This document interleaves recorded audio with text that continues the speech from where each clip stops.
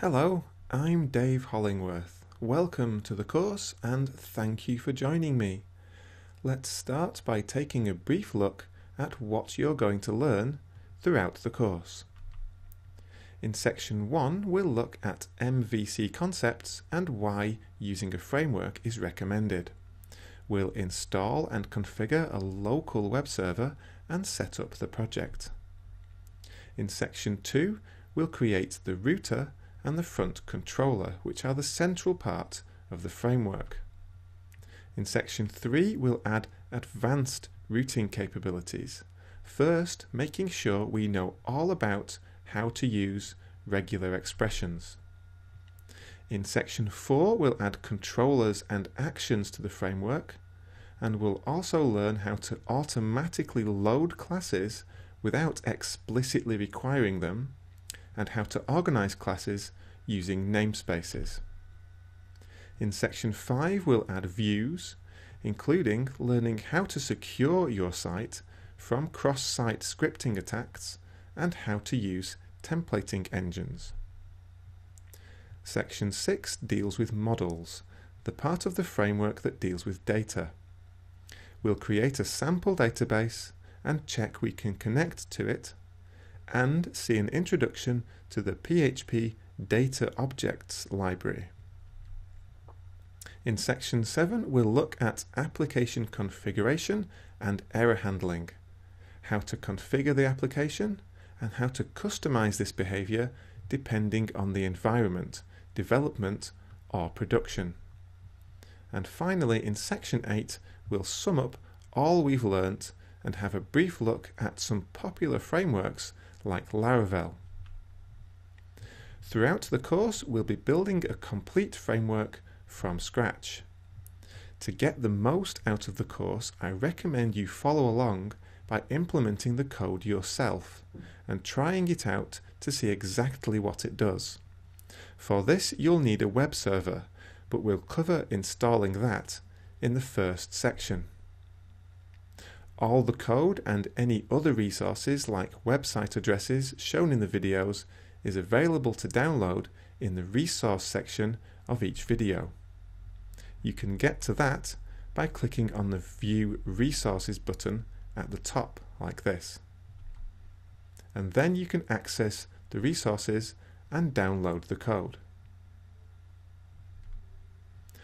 I also recommend you complete the activities and quizzes in each section to help reinforce the material covered in the videos.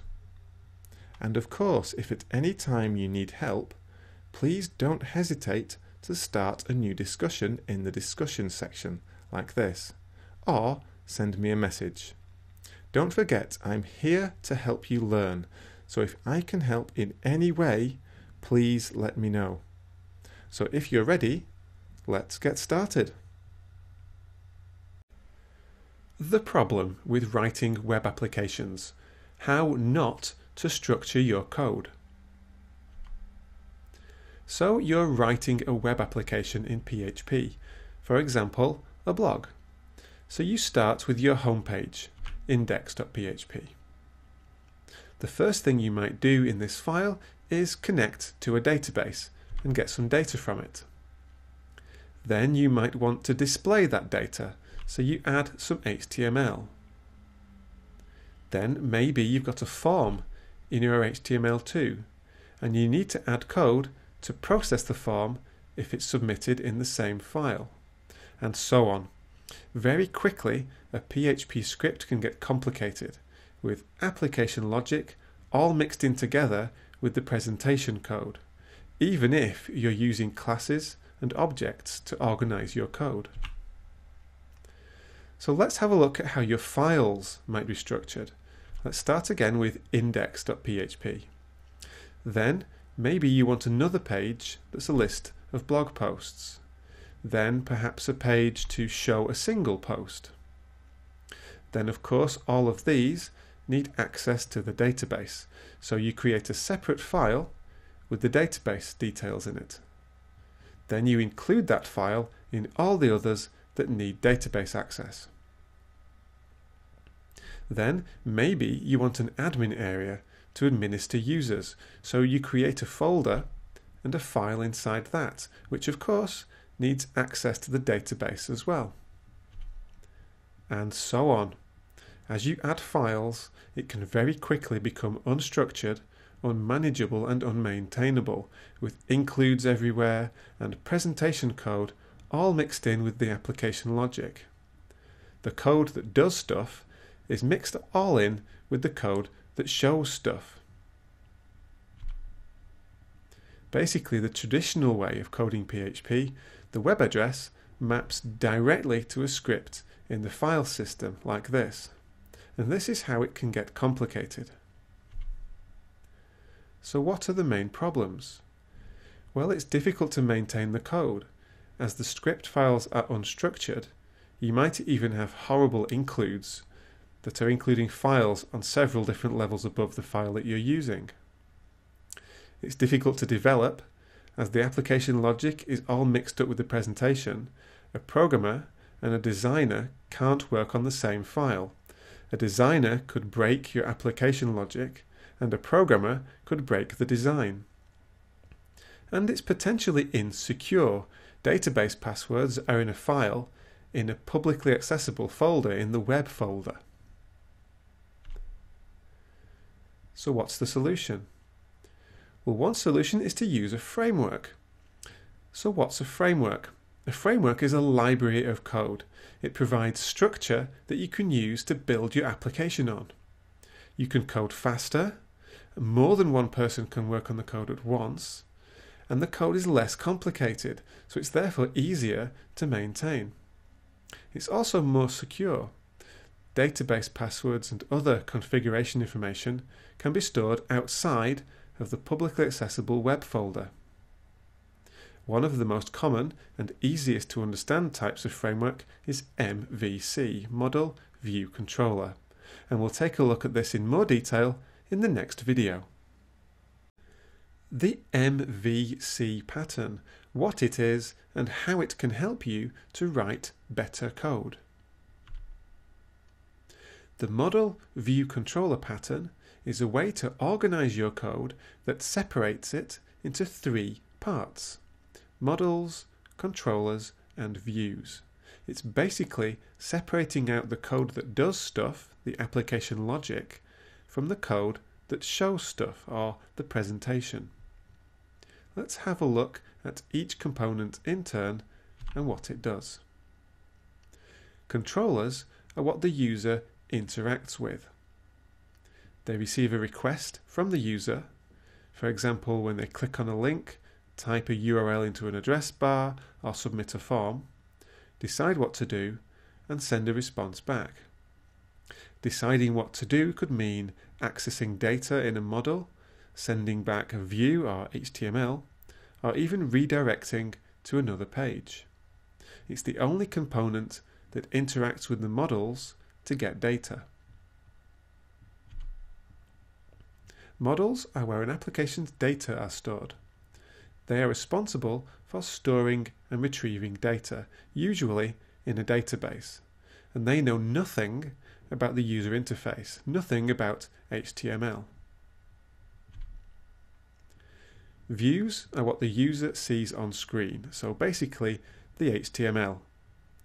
They present the data to the user, so there's no business logic in the views, no database access or anything like that, just presentation code.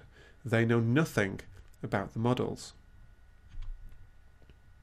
So why use the MVC model? Well, to separate business logic from presentation separates concerns. It's easier to reuse code, so developing is faster within the same project and between projects. Your code is more organized, so it's easier to understand and maintain, so it's easier and faster to fix bugs. It's easier to test the code, and it's more secure. Database access is in only one place and not in the presentation layer. We're separating the code that does stuff from the code that shows stuff. Another big advantage is developer specialization. Designers can focus on the front end, the views, without worrying about the business logic. And the developers of the models can focus on the business logic or back-end without worrying about the look and feel. So for example, if you want to change the look and feel, change the design of your website or your web application, you don't have to change anything to do with the database and vice versa. Install a web server, database server and PHP on your computer. Throughout this course, we're going to build a PHP MVC framework from scratch. So to follow along, you're going to need a web server so you can run the PHP code. The best place to install one when developing is locally on your computer. So you'll need a web server like Apache that supports PHP, a database like MySQL, and optional but recommended PHP MyAdmin to administer the database, and these are all free. There are several options to install all that you need at the same time. Here are some of them, and the links to these, by the way, are in the resources section of this video.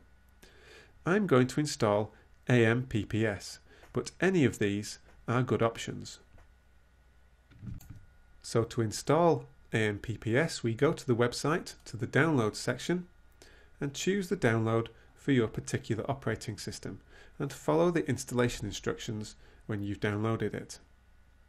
If you have any problems at this stage, please don't hesitate to contact me. Once installed, it looks like this. One important thing to do once you've installed AMPPS in particular is change the PHP version. By default, it's the lowest installed version. We want the highest, so we'll select, in this case, PHP 5.6 and apply the change.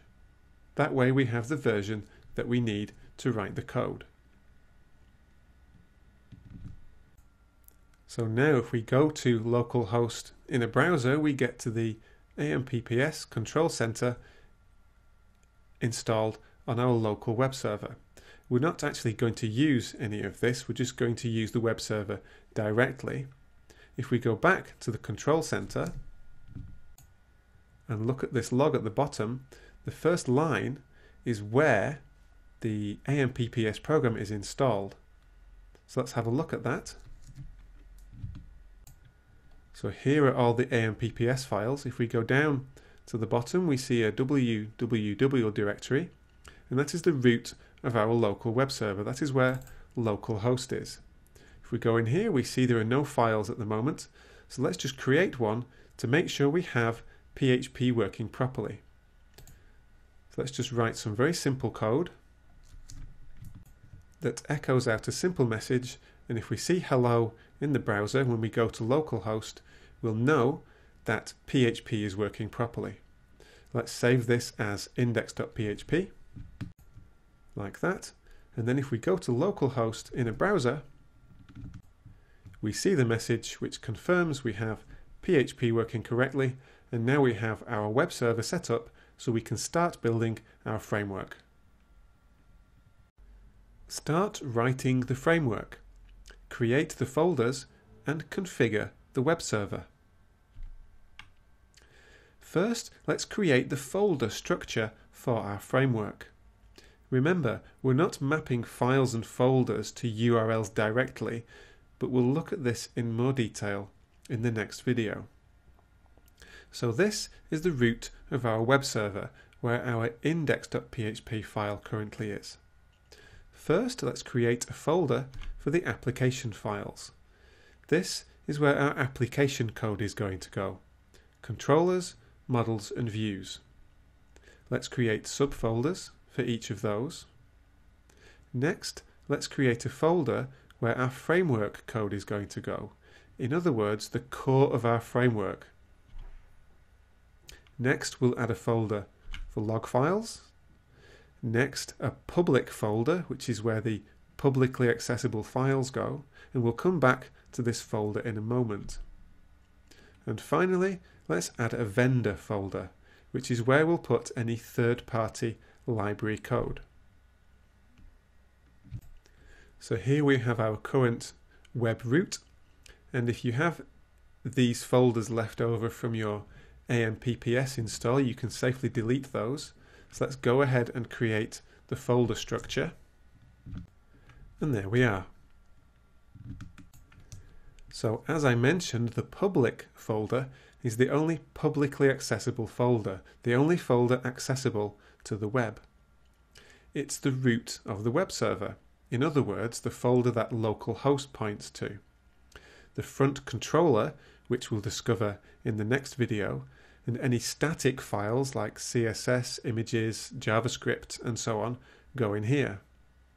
The big advantage of this is that most of the code of our framework and application, including database passwords, for example, is not in a web accessible folder and is therefore more secure. So to have this as our web root, we need to configure the web server so the root is not the current root, but it's the public folder. So let's go ahead and do that.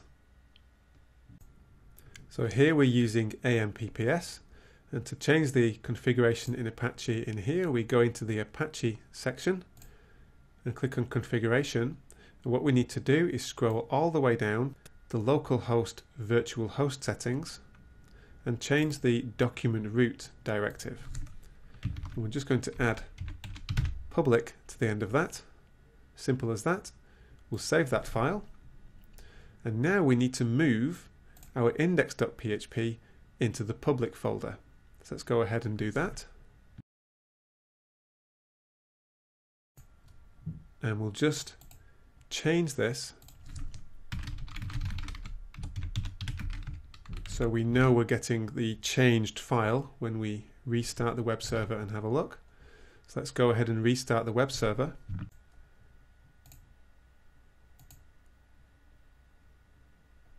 And now if we look at localhost in a browser, we can see we're seeing our updated index.php as the root of the web server. So we've correctly configured our folders and configured the public folder as the root of the web server.